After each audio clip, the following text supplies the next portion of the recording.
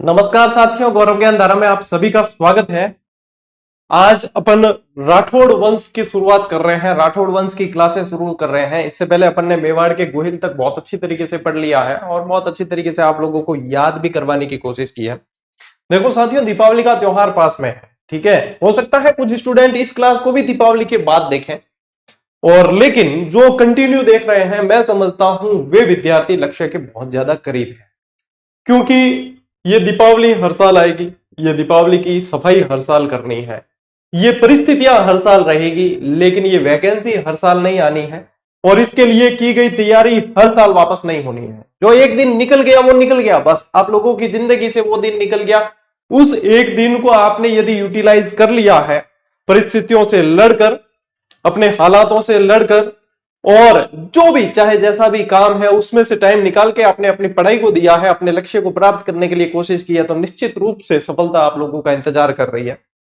देखो, काम मेरे पास भी बहुत सारे हैं, नया दिन है, आप लोगों के पास में काम होंगे उससे 5 गुना मेरे पास में ज्यादा है, लेकिन फिर भी मैं समय सेट करके आप लोगों को क्लास देता हूं और कोशिश यही रहती है कि किसी भी कंडीशन में आप लोगों की नियमितता नहीं टूटे। उसके पीछे एक कारण है, क्योंकि ये नियमितता यदि टूटती है ना, फिर वापस बन नहीं पाती। कई विद्यार्थी होते हैं, अभी जो है ये त्योहार निकाल देते हैं, ये कर लेते हैं, फिर हम जो है इकट्ठी हो जाएगी क्लास, तब देख लेंगे, ये नहीं हो पाता।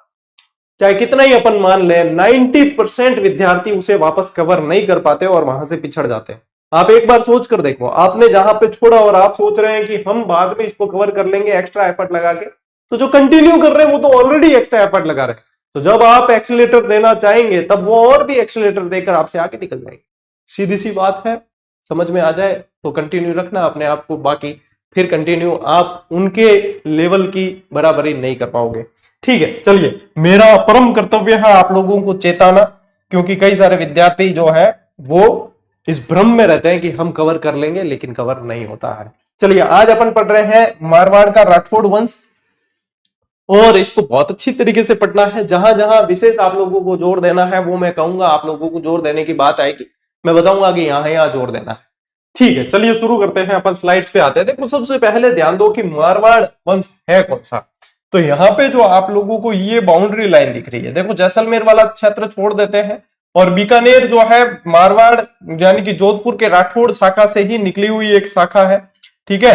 तो वो बीकानेर वाला क्षेत्र आ जाएगा बाद में, लेकिन ये स्पेशली आप लोगों के लिए क्या कहलाएगा, मारवाड़। अब इतिहास में जब जब आप लोगों को मारवाड़ पढ़ने को मिले, आप ऑटोमेटिक लिंक करना कि ये जोधपुर है। क्या लिंक करोगे, ये जोधपुर है, और जोधपुर की शाखा से ही, जोधपुर के राठौड़ वंश से ही बीकानेर के राठौड़ वंश की शाखा निकलती है, ठीक है। इस चीज को ध्यान रखना। अब मैं आप लोगों को ले जाता हूं पृथ्वीराज चौहान के समय। कौन सा युद्ध हुआ था, तराइन का युद्ध हुआ था, 1191 1192। उसके बाद में 1194 में होता है चंदावर का युद्ध, और चंदावर का युद्ध जो है मोहम्मद गौरी से लड़ते हैं जयचंद गहड़वाल, गहड़वाल वंश के जयचंद। जयचंद गहड़वाल के पौत्र यानी कि पोते थे राव सिंहा जी। राव सिंहा जी अपने 200 सेवकों के साथ में पश्चिमी राजस्थान की ओर प्रस्थान कर जाते हैं, और फिर जो है वो यहां पे मारवाड़ के राठौड़ वंश की स्थापना करते हैं। राठौड़ जो शब्द है वो राष्ट्रकूट शब्द से बना है, शब्द राष्ट्रकूट है, वंश से लिंक मत करना। राष्ट्रकूट शब्द से बना है, राठौड़ शब्द से बना है, और ऐसे करके करके राठौड़ शब्द बना, ठीक है, ऐसे करके राठौड़ शब्द बना है। और ये जो क्षेत्र है इसमें क्या क्या आते हैं, तो इसके अंदर आते हैं आप लोगों के, देखो जोधपुर, बीकानेर, जालोर, नागौर, पाली के आसपास का क्षेत्र, और एक आप लोग और शाखा पढ़ते हैं इतिहास में, किशनगढ़ के राठौड़। क्या पढ़ते हैं, किशनगढ़ के राठौड़। तो किशनगढ़ में कौन सा वंश था, तो ये भी ध्यान रखना अपने को, राठौड़ वंश था। अब राठौड़ों की उत्पत्ति से रिलेटेड जो है बहुत सारे अलग अलग मत चलते हैं, मैं राव सिंहा जी पे आऊंगा, उससे पहले अपन बात करते हैं राठौड़ों की उत्पत्ति के बारे में। इसमें बहुत सारे मत चलते हैं अलग अलग, तो ये अकॉर्डिंग इनके अनुसार ही याद करना है आप लोगों को, ठीक है। तो इसमें सबसे पहले ध्यान रखना, हिरण्यकश्यप की संतान होने का इनको मतलब किसने जो है ये मत का प्रतिपादन या समर्थन किसने किया है, वो किया है राज रत्नाकर और भाट साहित्य। राज रत्नाकर और भाट साहित्य। भाट साहित्य अधिकांश किंवदंतियों यानी कि कहानियों पर आधारित हुए हैं, ये भी ध्यान रखें कि मतलब इतिहास में आप लोगों को प्रश्न पूछेंगे ना, प्रश्न पत्र में सीधा पूछा जाएगा क्या भाई बताओ, हिरण्यकश्यप की संतान होने का राठौड़ों से संबंधित मत का प्रतिपादन किसने किया है। तो अपने क्या ध्यान रखना है, राज रत्नाकर और भाट साहित्य, ठीक है। ठीक है, यूं भी याद रख सको, हिरण्यकश्यप की संतान और राजभा, क्या राजभा। हमारे पश्चिमी राजस्थान में जो स्पेशली राजपूत जो कल्चर होता है उसमें बड़े भाई को भाभा बोला जाता है। क्या बोला जाता है? भाभा। और प्रेम हूं भा कह दे खाली, ठीक है, राजभा है, हीरभा। तो ये तरीके को मतलब सम्मान दिए जा रहे हैं।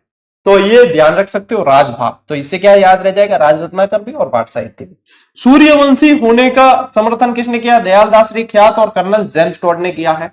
कन्नौज के गहडवाल वंश का मत का प्रतिपादन किसने? मोड़ोदनारायण सिंह और चंद्र बरदई, ठीक है, क्योंकि राव सिंहा से वंशावली आगे बढ़ती है। वृहतबल की संतान होने का जोधपुर राज्य की ख्यात ने किया है। और बदायूं के राठौड़ों के वंशज होने का गौरी शंकर हीराचंद ओझा ने। ये मत आप लोगों को जो मैंने 5 मत बताए हैं, ये 5 मत मोस्ट इंपॉर्टेंट है। ये 5 मत आप लोगों के मोस्ट इंपॉर्टेंट है, जो मारवाड़ के राजवंश में, मारवाड़ के राठौड़ वंश में आप लोगों को पूछा जाएगा। Is that clear? बढ़िया तरीके से पढ़ना है, लेकिन चीजों को समझते हुए आगे बढ़ना है। चलिए स्क्रीनशॉट लीजिए, फिर अपन बढ़ते हैं आगे।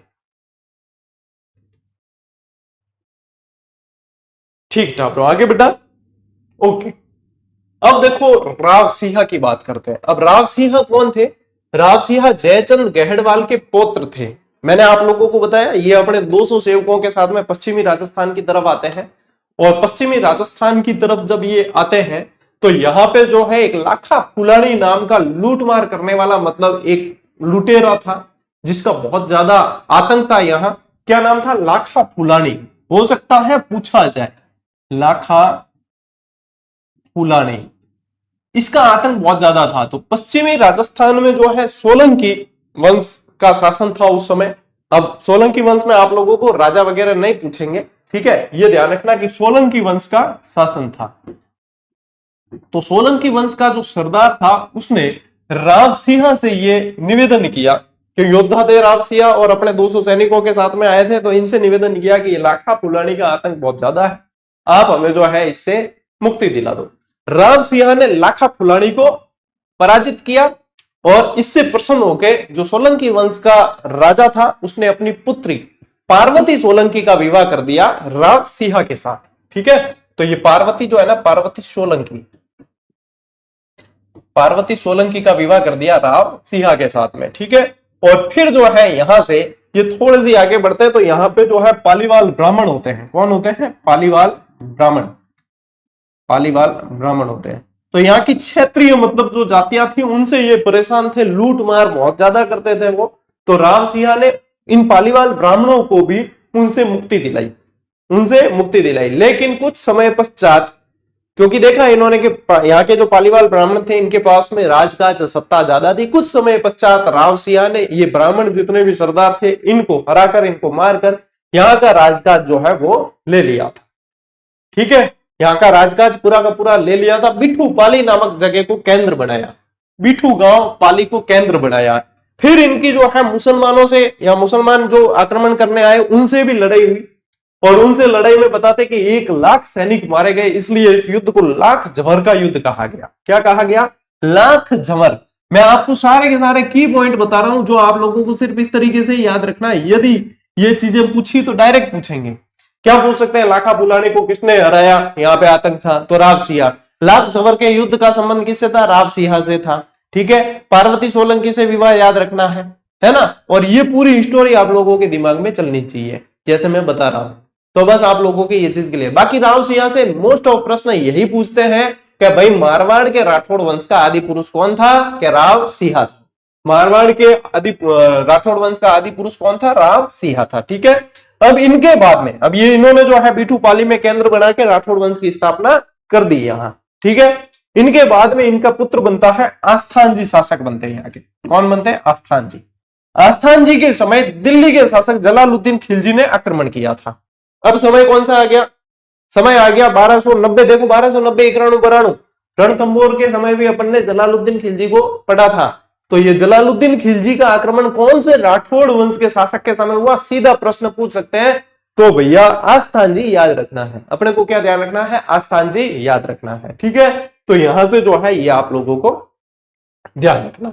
समझ आ गई बात? अब इनके बाद में शासक बनते हैं धुवड़ जी। अब वैसे तो बीच में और भी जैसे शासक है, लेकिन जो मुख्य परीक्षा की दृष्टि से वही मैं आप लोगों को बता रहा हूं कि भाई सीधी सीधी याद करो और रिवीजन करना आसान रहे। इनके अलावा बीच वाला शासक न तो पूछे और न आज दिन तक ही पूछिया, और क्योंकि पूछने लायक सवाल ही कौन बने बीच में, तो सीधो सीधो जो है कि भाई राव सिंह पटिया बिंगे बाद में आसान जी में एक ही लाइन पढ़नी है और बिंगे बाद में धुवड़ जी पढ़ना और धुवड़ जी प्रश्न पूछे। तो जहां पे जोर देना है वो आपको ध्यान होना चाहिए। इसको कहा जाता है दैट्स कॉल्ड एग्जाम अप्रोच। फिर कहते हो ना आप गुरुजी आप लिमिटेड पढ़ाते हो उसमें से ज्यादा सवाल आ जाते हैं, जबकि बहुत सारे जो है ग्रंथ पढ़ा देते हैं, पूरे पूरे हमारे रजिस्टर भरवा देते हैं, उसमें से इतने सवाल नहीं आ पाते। तो इसे कहा जाता है एग्जाम अप्रोच के अनुसार पढ़ना, और यही कहलाती है स्मार्ट स्टडी। आप लोग सर्च करते हो सारे रीले चल दी स्मार्ट स्टडी किसे कहते हैं, कैसे पढ़ा जाता है, ये है भैया मैं तो पढ़ा रहा हूं, देख लो तुम सीधा सीधा। आस्थान जी के बाद राव धुवड़ जी जो है खेड़ के शासक बने। अब खेड़ वर्तमान में जो है खेड़ किस तरफ पड़ता है, खेड़ पड़ता है बालोतरा की तरफ। क्या पड़ता है, बालोतरा, ठीक है, खेड़ कहां पड़ता है, बालोतरा। अब इनके अंदर ये मोस्ट इंपॉर्टेंट लाइन पूछी जाती है, इन्होंने कर्नाटक के शासक को हराकर वहां चक्रेश्वरी माता की मूर्ति थी उसको बालोतरा के नागाना नामक स्थान पर लाके स्थापित किया। ध्यान रखना, कर्नाटक के अंदर जो मूर्ति स्थापित थी उन्हें कहा जाता था चक्रेश्वरी माता। क्या कहा जाता था, चक्रेश्वरी माता। उनकी मूर्ति को लाकर बालोतरा के अंदर नागाना नामक स्थान पे स्थापित करवाया, तब ये कहलाए नागणेजी माता। क्या कहलाए, नागणेजी माता है, नागाना में स्थापित करवाया और इन्हें नागणेजी माता के नाम से जानते हैं। अब जो राठौड़ वंश है, राठौड़ वंश के जितने भी मतलब राठौड़ जितने भी है उनकी कुल देवी कौन है, नागणेजी माता। उनकी कुल देवी कौन है, या मारवाड़ के राठौड़ वंश की कुल देवी कौन है, नागणेजी माता। विद्यार्थी कंफ्यूज इसलिए होते हैं कि मेहरानगढ़ दुर्ग के अंदर चामुंडा माता का मंदिर है। क्या है, चामुंडा माता का मंदिर है। तो क्या गुरुजी चामुंडा माता कुलदेवी है कि नागणेजी माता, तो इनकी कुलदेवी नागणेजी माता है। जो धुवड़ जी के समय चक्रेश्वरी माता कर्नाटक में थे उनको यहाँ पे लाके स्थापित करवाया, तो नागणेजी माता इनकी कुलदेवी है। तो आप लोग यह ध्यान रखना है, चामुंडा माता आराध्य देवी है, उनकी पूजा करते हैं, मंदिर है उसके अंदर मेहरानगढ़ दुर्ग के अंदर, ठीक है। तो ये आप लोगों को ध्यान रखना। अब देखो प्रतिहारों से संघर्ष में वीर गति को प्राप्त हो गए कौन, धुवड़ जी, और ये नागणेजी माता का मंदिर आप लोगों को ध्यान रखना है। ये मोस्ट इंपॉर्टेंट प्रश्न जो यहां से बनता है, बेटा स्क्रीनशॉट लो, आगे बढ़ेंगे।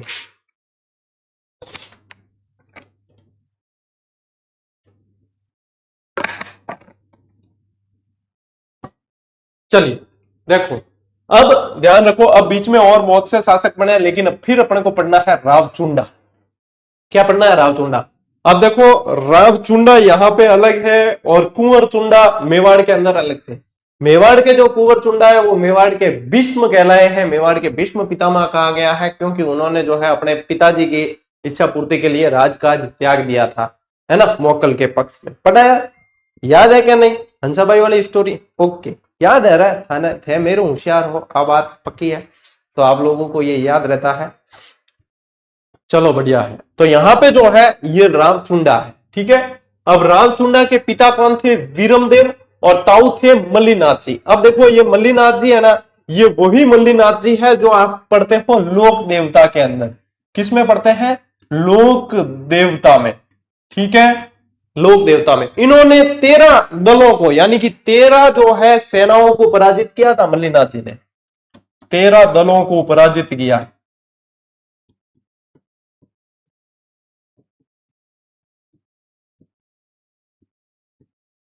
इसलिए एक लोकोक्ति प्रसिद्ध है इतिहास के अंदर, तेरे तुंगे भांगिया माले सलखाने। इनके पिता जो है सलखा जी थे, इनके पिता सलखा जी थे मल्लीनाथ जी के, तो इसलिए कहा जाता है तेरे तुंगे भांगिया माले सलखानी के, माले यानी कि मल्लीनाथ जी सलखा जी के जो पुत्र थे उन्होंने, इनके बारे में ये प्रसिद्ध है, ठीक है। तो ये जो है चुंडा वीरमदेव के, तो मतलब वीरमदेव के पुत्र थे, और इनके ताऊजी कौन थे, मल्लीनाथ जी थे। इन्हीं के मल्लीनाथ जी के नाम से ही बालोतरा के जो लूणी नदी के आसपास वाला क्षेत्र है वो मालानी कहलाता है। क्या कहलाता है, मालानी कहलाता है, ठीक है, मालानी कहलाता है, ये ध्यान रखना। अब देखो इनके संरक्षण कौन बने हैं, आलाचारण बने हैं इनके संरक्षक। किसके, रावचुंडा के संरक्षक आलाचारण थे। इंदा प्रतिहारों से मंडोर दहेज में मिला। अब इंदा प्रतिहारों से मंडोर दहेज में मिला है, जो इंदा शाखा थी यहाँ की, प्रतिहार वंश की इंदा शाखा थी, ये भी जो है यहाँ के मतलब स्थानीय आक्रांताओं से वगैरह बहुत परेशान थे। तो रावचुंडा ने जो है इनको इससे मुक्ति दिलाई थी, इसलिए इनको जो है यहाँ पे इनकी पुत्री से विवाह करके दहेज के रूप में मंडोर इनको दिया गया। ये डायरेक्ट पूछते हैं प्रश्न। रावचुंडा ने मंडोर को मारवाड़ की राजधानी बनाया, ये भी पूछेंगे कि मंडोर को भाई राजधानी बनाने वाला शासक कौन था? रावचुंडा। इनके समय नागौर में चुंडासर तालाब और जोधपुर में चांद बावड़ी का निर्माण हुआ है, वो किसके समय हुआ है? अपने चुंडा के समय, राव चुंडा के समय। ठीक है, तो ये ध्यान रखना है। जोधपुर में चांद बावड़ी अलग है, आबानेरी दौसा में अलग है, दोनों ही अलग है, तो ये चुंडा जी में ध्यान रखना है। फिर यहां पे फिर आगे अपन को पढ़ना है राव रणमल। क्या पढ़ना है? राव रणमल। अब ये चुंडा के पुत्र थे और रणमल के समय ही फिर हंसाबाई का रिश्ता जाता है मेवाड़। ठीक है, ये वही रणमल है जो बारमली अपन ने पढ़ा था कि बारमली के हाथों विष दिलवा दिया था। देखो स्टोरी पूरी लिंक होगी, मेवाड़ और मारवाड़ की स्टोरी लिंक होगी आपस में। क्यों? यहां से रणमल से फिर लिंक होनी स्टार्ट हो जाएगी। देखो, चुंडा द्वारा कान्हा को उत्तराधिकारी बनाने के कारण रणमल पहले सोजत और बाद में मेवाड़ चले गए थे। अब क्या हुआ कि इसमें रणमल बड़ा होने के बावजूद इन्हें कान्हा को जो है उत्तराधिकारी बना दिया था। इससे नाराज होके ये चले गए थे। रणमल पहले सोजत गए, इसके बाद में फिर मेवाड़ चले गए। मेवाड़ मोकल के संरक्षक बन गए पहले, है ना, मोकल के संरक्षक बन गए और उसके बाद में राजनीति में बहुत ज्यादा हस्तक्षेप होने के कारण बारमली के हाथों विष दिलवाया गया था। मेवाड़ में रणमल मोकल का संरक्षक भी रहा है। और राघव देव की हत्या। अब राघव देव कौन?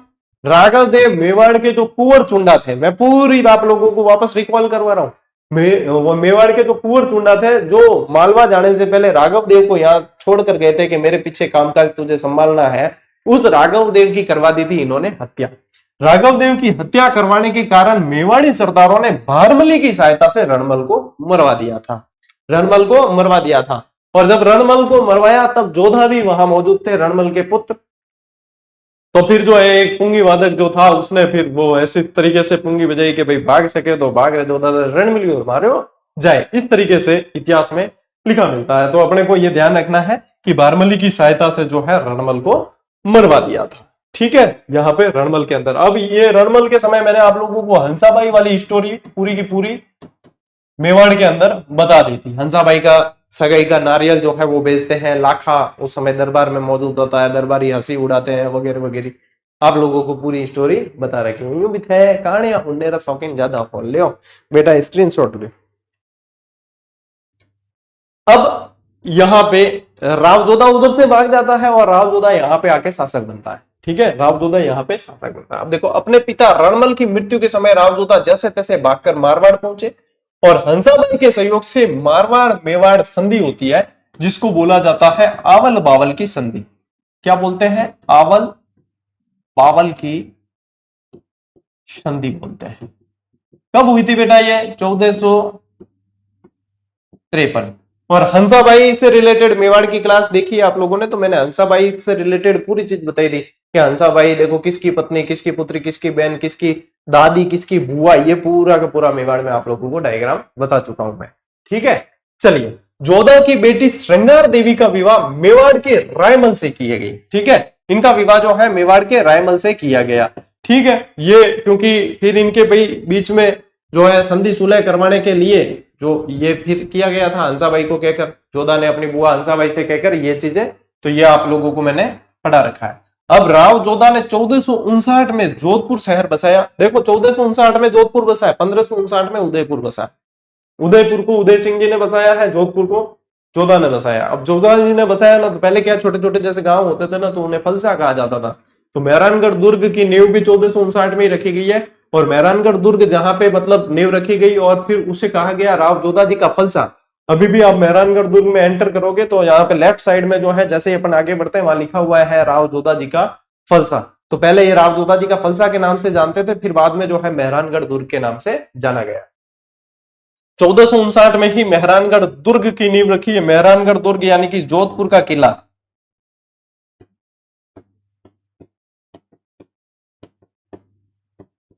जोधपुर का किला। देखो, राज्य ध्वज यदि इनका देखें तो पचरंगा और चील का प्रतीक है, और प्रतीक चिन्ह में क्या है? रणमंका राठौड़, है ना, रणमंका राठौड़।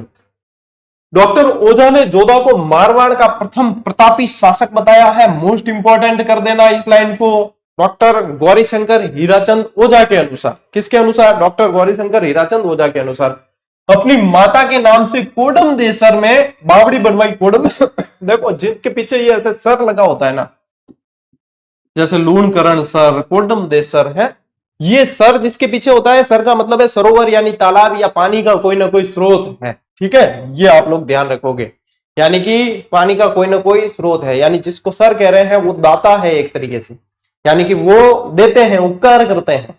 दाता मतलब समझते हो, दाता यानी देने वाले, उपकार करते हैं। जिसके पीछे सर लगता है, आप जिसे भी सर कहते हो उनसे आप देख लेना ज्ञान की प्राप्ति ही कर रहे होंगे, है ना।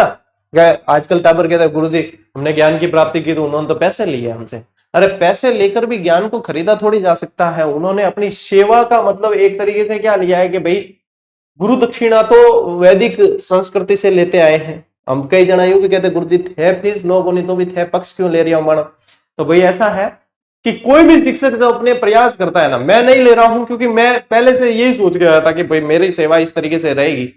और कोई भी शिक्षक, कोई भी संस्था यदि प्रयास कर रही है तो उसके बहुत सारे खर्चे होते हैं, एफर्ट्स होते हैं, सेवाओं को निरंतर नहीं रख पाते। मैं रख पा रहा हूं तो ये ईश्वर की कृपा है, बाकी नहीं रख पाते, बहुत खर्चे होते हैं। हमें भी पता है, हमें भी पता है कि बहुत ज्यादा खर्चे होते हैं, बहुत मंथली बहुत ज्यादा चार्जेस आते हैं। कई बार दिमाग में आता है क्या करें, बंद कर दें, क्या करें। लेकिन यूं है कि ईश्वर की कृपा है, ईश्वर का आदेश है कि तुझे भाई कंटिन्यू करना ही करना है।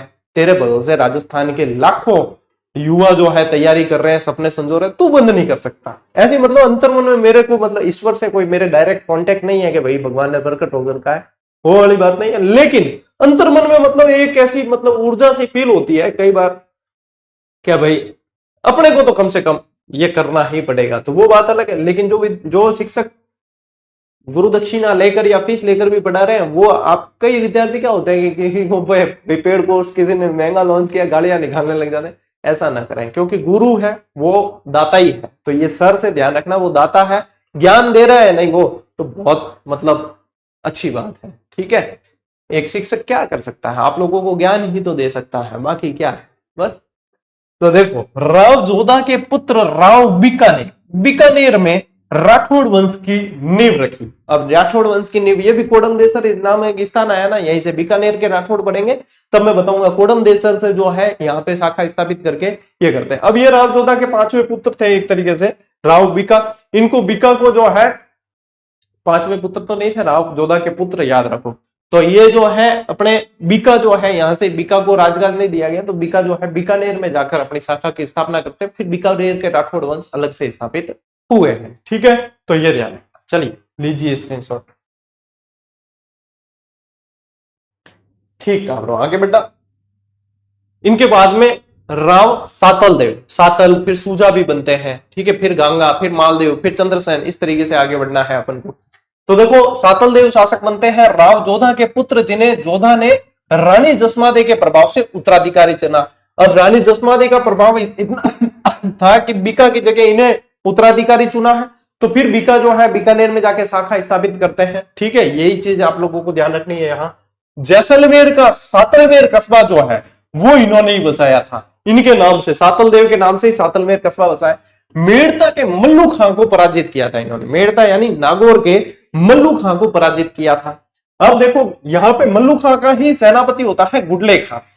गुडले खां द्वारा पीपाड़ में अपहृत कन्याओं को छुड़ाया। अब देखो क्या हुआ कि गुडले खां और एक इनकी सेना जो है, इनकी किसी क्षेत्रों से युद्ध चल रहा होता है, जब इनको से पराजित भी करते हैं तो ये जो वापस लौट रहे होते हैं, तो पीपाड़ नामक जगह पे जो है 140 कन्याएं पूजा कर रही होती है गणगौर की। तो ये बदला लेने के लिए सातल देव से उन्हें अपहरण कर लेते हैं, उन्हें अपहरण करके ले जाते हैं। तो राव सातल देव जो है इस गुडले खां को हरा के उन 140 कन्याओं को तो छुड़ा के लाते हैं। बोनस के रूप में गुडले खां की पुत्री गिंदोली को भी लेकर आ जाते हैं। ठीक है, कि इसको भी लेकर चलते हैं। फिर बाद में जो है सातल देव द्वारा इन्हें हराने के उपलक्ष्य में गुडला त्योहार यहाँ पे मनाया जाता है। कौन सा त्योहार मनाया जाता है? गुडला त्योहार, जिसमें छिद्रित मटका होता है, अंदर दीपक लगाकर जो है यहाँ पे मारवाड़ के अंदर ये नृत्य किया जाता है। तो गुडले खां से संघर्ष में राव सातल भी बुरी तरह घायल हुए थे, लेकिन ये फिर बाद में जो है इनकी मृत्यु भी हो जाती है, लेकिन इन्होंने गुडले खां को पराजित कर दिया था और इन 140 कन्याएं जो थी इनको छुड़ा दिया था, इनको छुड़ाकर वापस ले आए थे। और गुडला त्योहार की शुरुआत यहीं से मानी जाती है, यह ध्यान रखना है। ठीक है, अब मालदेव पढ़ने से पहले अपन को पढ़ना है राव गांगा। क्या पढ़ना है? राव गांगा। जो अपने राणा सांगा ने जो खानवा का युद्ध लड़ा था, वहां पे मारवाड़ से इनको सैनिक सहायता भेजी गई थी, वो राव गांगा ने ही भेजी थी, अपने मालदेव के नेतृत्व में भेजी थी। किसके? मालदेव के नेतृत्व में। तो राव गांगा से पहले राव सूजा मारवाड़ के शासक होते हैं। खानवा के युद्ध में राणा सांगा को सहायता दी थी इन्होंने, राव मालदेव को सेना लेकर भेजा था। सेवकी का एक युद्ध होता है जिसमें नागौर के दौलत खां और राव शाखा की संयुक्त सेना को जो है पराजित किया था इन्होंने। नागौर के दौलत खां को याद रखना। और दौलत खां, और यहां पे जो है ये वीरमदेव मेड़तिया, क्या याद रखो कि वीरमदेव मेड़तिया। ठीक है, वीरमदेव मेड़तिया।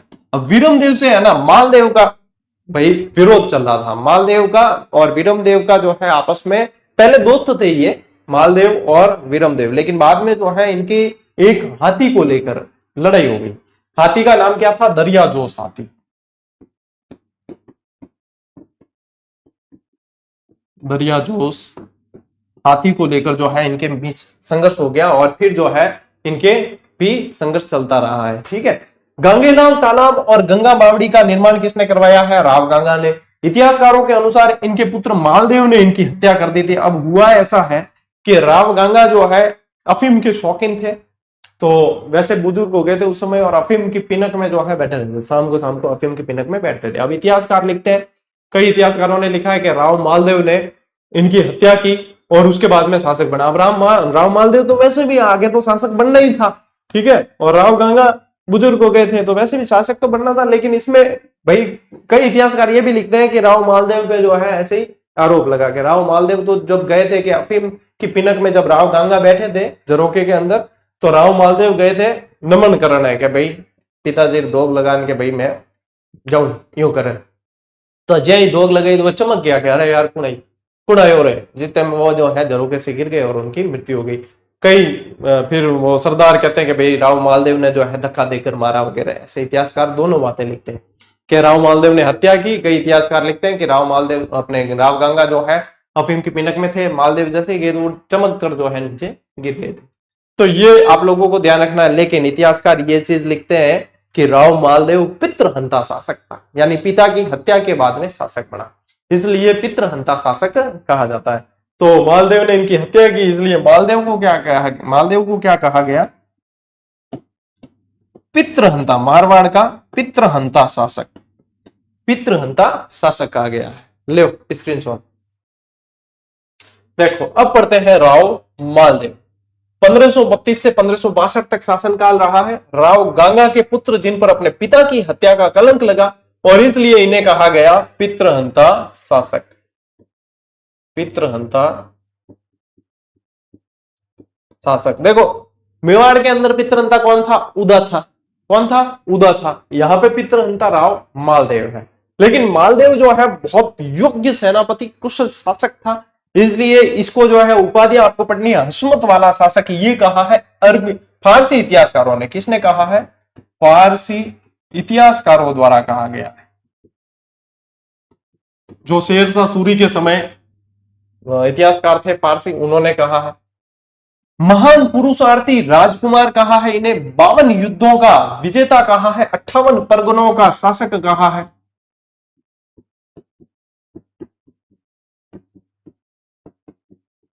ये सारी इनकी मतलब उपाधियां थी। इन्हें मारवाड़ का पितृहंता शासक कहा जाता है। राज्याभिषेक होता है इनका 1532 में सोजत में। कहते हैं कि सोजत दुर्ग का निर्माण भी सोजत है, पोखरण है, इन दुर्गों का निर्माण, मालकोट का किला, ये सब मालदेव ने करवाए। खानवा युद्ध में मारवाड़ की सेना लेकर शामिल कौन हुआ? मालदेव हुआ। सेना लेकर शामिल मालदेव हुआ, लेकिन शासन उस समय राव गांगा का था। शासन किसका था? राव गांगा का था। भाद्राजून, मेड़ता, सिवाना, जालोर आदि तक अपना राज्य विस्तार करने वाला शासक। ये पूछेंगे भाद्राजून, क्योंकि भाद्राजून अपन ज्यादातर पढ़ेंगे चंद्रसेन के समय, क्योंकि चंद्रसेन जो है पहले भाद्राजून जाते हैं, जोधपुर से निकल के फिर आगे जाते हैं, लेकिन भाद्राजून तक शासन का विस्तार किया वो मालदेव ने किया। वो किसने किया? मालदेव ने। दरिया जोश हाथी को लेकर वीरमदेव से कटु संबंध हो गए, ये मैंने लास्ट स्लाइड पे आप लोगों को बता दिया है। 1536 में जैसलमेर के राव लूणकरण की पुत्री उमादे से विवाह किया, जिसको इतिहास में आप रूठी रानी के नाम से जानते हैं। अब देखो स्टोरी छोटी सी फिर। उमादेव का विवाह मालदेव से होता है, यहां तक स्टोरी बिल्कुल सही है, सुखी मतलब वैवाहिक जीवन एक तरीके शुरुआत होनी ही। लेकिन यहाँ क्या है कि भाई दो दो बातें चलती है इसमें भी, मैं दोनों पक्ष बताता हूं, ठीक है। दो बातें ये चलती है कि भाई फर्स्ट नाइट के समय, सुहाग रात के समय जो है उमादेव अपने कक्ष में मालदेव का इंतजार कर रही होती है। लेकिन ये कहते हैं कि शराब का बहुत ज्यादा नशा हो जाता है मालदेव को, और मालदेव जो है उमादेव की एक सुंदर दासी थी उस पे रिझ जाता है, और उसके साथ में जो है इसे देख लिया उमादेव ने, और उमादेव जो है आजीवन रूठ गई। ठीक है, ये भी बात है। दूसरी बात है कि लूणकरण जो है वो मालदेव को पसंद नहीं करते थे, और लूणकरण और उमादेव की जो माँ वगैरह ये षड्यंत्र रच रहे थे कि मालदेव को जो है किसी तरीके से मारा जाए या ऐसा, और इस बात की, इस योजना की जो है खबर लग जाती है मालदेव को, तो मालदेव जो है उमादेव की तरफ देखते नहीं है, और इस तरीके से इनके बीच में मतलब दूरियां हो जाती है। अब दोनों बातें हैं, ठीक है, ये दोनों बातें हैं, और कुल मिला के उमादेव जो है आजीवन रूठ जाती है और अजमेर की तारागढ़ दुर्ग में जाकर रहने लगती है, अजमेर के तारागढ़ दुर्ग में जाकर रहने लगती है। लेकिन मालदेव द्वारा बाद में मनाने की भी कोशिश की गई, बहुत सारे प्रयास किए, है ना, बहुत सारे प्रयास किए, मनाने की कोशिश की गई। एक बार तो ये भी बताते हैं कि उमादेव मान भी जाती है और वापस जो है मारवाड़ आने के लिए रवाना होने की जैसे तैयारियां, बैग वैग पैक हो रहे होते हैं। लेकिन यहाँ मालदेव की जो दूसरी रानियां होती है, यहाँ मालदेव की जो दूसरी रानियां होती है वो नहीं चाहती कि उमादेव आए, तो वो यहां से जो है आशा भारत नाम के व्यक्ति के साथ में मतलब एक संदेश भिजवाती है वहां पे कि भाई मान तजे तो पीव रखो, पीव तजे तक पीव तजे रख मान, दो गयंद न बंद है एकण खंबे ठाण। यानी कि अपने मान को रखना है तो पीव को तज, यानी कि पिया को त्यागो, और पिया को त्यागना है तो मान को त्यागो। दोनों गाय एक ही खंबे से नहीं बंधी जा सकती भाई। तो ये इस तरीके से उस समय तो मतलब दोहे वगैरह भी खतरनाक होते थे, आजकल तो भले कितनी मैंने देता तो भी कोई असर नहीं है। तो उस समय मतलब उन्होंने ये जो है सोचा कि हाँ मान को कैसे त्यागा जाए, तो इस तरीके से वो फिर आजीवन रूठ के रही है, रूठी रानी। विवाह के अगले दिन ही उमादेव राव मालदेव से रूठकर पूरी उम्र तारागढ़ दुर्ग में बिताती है, और इतिहास में उमादेव को रूठी रानी के नाम से जाना गया है। तो ये ध्यान रखना है, ये स्टोरिया ये काम आएगी आप लोगों को इतिहास याद कराने में। आगे बढ़ो, देखो गिरी सुमेल का युद्ध हुआ है, ये मोस्ट इंपोर्टेंट है मारवाड़ के इतिहास के अंदर। हुआ कब है? 5 जनवरी 1544। कब हुआ है? तिथि पूछी गई एक बार, डेट टू डेट 5 जनवरी, सर्दी की मतलब मौसम, सर्दी का सीजन था, है ना। 5 जनवरी 1544 को हुआ किसके मध्य? शेरशाह सूरी अफगान शासक और मालदेव के मध्य। अब इसमें भी स्टोरी है। सबसे पहले तो देखो मालदेव और अफगान शासक शेरशाह सूरी के मध्य हुआ है, 5 जनवरी 1544 को हुआ है। गिरी सुमेल नामक स्थान कहाँ है? जैतारण, और जैतारण वर्तमान कौन से जिले के अंदर आता है? ब्यावर, वर्तमान ब्यावर के अंदर। उस समय मारवाड़ का हिस्सा था, ठीक है, जैतारण मारवाड़ का हिस्सा। मालदेव के सेनापति जैता और कुंपा थे, बहुत योग्य और वीर सेनापति थे, और शेरशाह सूरी इस बात से भली भांति वाकिफ था कि ये जैता और कुंपा के होते हुए हम मालदेव को नहीं हरा सकते। जैता कुंपा अलग, मालदेव अलग, सब मिल गए और युद्ध करेंगे भाई साहब, अपने तो है प्राण पखेरु उड़ा देंगे, अपने इनको नहीं हरा सकते। इसने शेरशाह सूरी ने कूटनीति से काम लिया। इसने क्या किया? कूटनीति का प्रयोग किया। कूटनीति का प्रयोग ये किया कि चोरी छाने, चोरी चुपके 10-10 हजार रुपए जैता और कुंपा के खेमे में रखवा दिए, अंदर टेंट में रखवा दिए, और मालदेव के खेमे के बाहर एक जाली लेटर छुड़वा दिया कि भाई जैता और कुंपा को मैंने खरीद लिया है 10-10 हजार में, मालदेव आप मेरे से संघर्ष नहीं करें, आप अपनी जान प्यारी है तो युद्ध भूमि छोड़कर चले जाए। जैता कुंपा सुबह होते ही जैसे ही युद्ध शुरू होगा मेरी ओर मिलेंगे और मेरी ओर से लड़ेंगे। अब जैता कुंपा के ऊपर बहुत ज्यादा दारोमदार, पूरी यूं समझ लो मारवाड़ की सेना का दारोमदार जैता और कुंपा पे था, इनकी सेनाओं पे था, इनकी सेनाओं पे दारोमदार था। तो जैसे ये मतलब जाली जो है खत मालदेव पड़ता है, मालदेव को विश्वास ही नहीं होता, जैता कुंपा ऐसा कर ही नहीं सकते। तो कोई सामंत के हो गए, क्यों ना अपन चेक ही कर ला, वो कह के 10-10 हजार रुपया दिया तो क्यों ना जैता कुंपा के जो है खेमे की तलाशी ले ले, तो अपने भी संतुष्टि हो जाए। कि भाई पैसा चीज ही ऐसी है, कह नहीं सकते, क्या पता। तो जैसे ही तलाशी लेते हैं तो बताते हैं कि 10-10 हजार रुपए मिल गए जो उसने कूटनीति करके रखवा दिए थे। अब ये आरोप लग गया भैया जैता कुंपा पे, जैता कुंपा ने भाई ले लिया कि ये तो लांछन है, इतिहास में हमारे जो है भाई वंशज आएंगे उनको भी इस लांछन को सामना करना पड़ेगा। और मालदेव जो है युद्ध भूमि छोड़कर रवाना हो जाता, चला जाता है। अरे आज ही फोन करना है क्या, गजब है पढ़ाने। देखो आप लोगों को मैंने क्लास शुरू हुई जब कहा था कि आप लोगों के पास में जितना काम है ना उससे 5 गुना काम मेरे पास है, फिर भी मैं चाह रहा हूं कि आप लोगों की कंटिन्यू क्लास रहे। तो किस लिए, आपके सिलेक्शन के लिए। तो इसलिए आप लोगों को अपने सिलेक्शन के लिए अपनी नियमितता जो है तोड़नी नहीं है, ये ध्यान रख लेना। मैंने देखा कई सारे विद्यार्थी जो है अनियमित हो गए अभी, वो सोचते हैं कि बाद में कंटिन्यू कर लेंगे, कवर कर लेंगे, नहीं होगा। लिख कर ले लो, बाद में कवर नहीं होती चीजें, ठीक है। हाँ तो मैं कहा था, मालदेव युद्ध भूमि छोड़कर चला जाता है। जैता कुंपा सोचते हैं ये तो हमारे ऊपर भाई कलंक लग जाएगा एक तरीके से, हमें तो भाई इस दृष्टि से देखा जाएगा इतिहास के अंदर। तो जैता और कुंपा जो है वो लड़ते हैं। मालदेव चला गया, फिर भी जैता कुंपा लड़ते हैं। और भाई साहब इतनी तबीयत से लड़ते हैं, इतना जबरदस्त लड़ते हैं कि एक बार तो भाई शेरशाह सूरी को लगा कि मैं तो गया, टाटा बाय बाय खत्म। ऐसी कंडीशन, ऐसी फीलिंग उसने उस समय ले ली थी। लेकिन जो है क्योंकि अफगान सेना जो थी ये बहुत ज्यादा थी और इन्होंने जो है यहाँ पे एक अतिरिक्त सेना लेके, जलाल खान खरवानी आ गया था और उसके बाद में जो है अतिरिक्त सेना का जैसे सपोर्ट मिला तब जाकर जो है ये अफगान सेना बहुत मुश्किल से जीत पाई थी। तभी अनायास ही शेरशाह सूरी के मुंह से निकल जाता, भाई साहब एक मुट्ठी भर बाजरे के लिए मैं दिल्ली की सल्तनत खो देता, क्या दिल्ली का सुल्तान बना बैठा था मैं, और एक मुट्ठी बाजरा। मारवाड़ में होता क्या है कि बाजरा, क्या भाई एक मुट्ठी बाजरे के कारण मैं दिल्ली की सल्तनत खो देता। ये तो ठीक हुआ कूटनीति से मालदीव चला गया था अपनी सेना लेकर, मालदीव भी होता तो अपने तो भाई प्राण पखेरु उड़े हुए थे, यहाँ कोई देखने वाला ही नहीं था यहाँ पीछे। तो ये कहावत यहीं से प्रसिद्ध हुई है। पूरी युद्ध स्टोरी मैंने आप लोगों को बता दी है। अब देखो लिखोगे कैसे, शेरशाह सूरी ने इस युद्ध में कूटनीति का प्रयोग करके मालदेव और उसके सेनापति जैता कुंपा के मध्य वैमनस्य के बीज बो दिए।